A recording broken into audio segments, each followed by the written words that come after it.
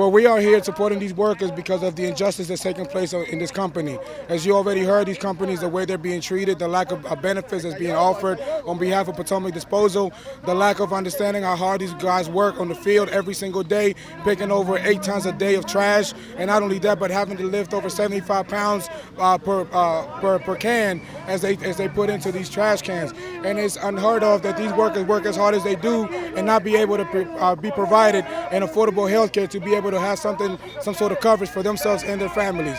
So the union has stepped in to try to represent these workers, negotiate a fair deal with their employer, and make sure that these guys receive a decent and fair wage. We're determined to go as long as it takes.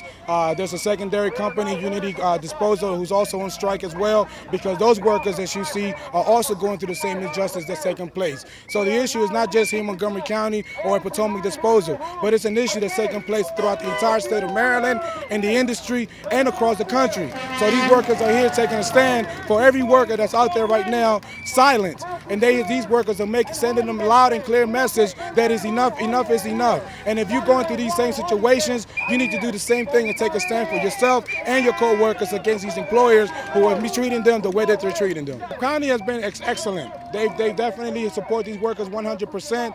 We've met with several council members, Valerie Irvin, one in particular, the president of the council as well. We've also met with Ike Leggett as well. So they've shown their support. They're doing what they can for these workers as much as they can. They've done studies on these workers' wages, and they have found, based on those studies that was done, that there were violations on these guys' wages. And so due to that study, now it's opened the door for all companies in Montgomery County that are working in the trash sector to receive a complete and detailed audit of all of their payrolls provided for these employees and make sure that they're being paid above the living wage in Montgomery County. We have set up a strike fund for these workers out here because we know the importance and the risk that they're taking, especially when they're only making $60 to $75 a day based on the work that they're performing. So we know the importance of this issue. We know that they're taking a big risk. So we have created the strike fund to make sure that they have received something at the end of the week.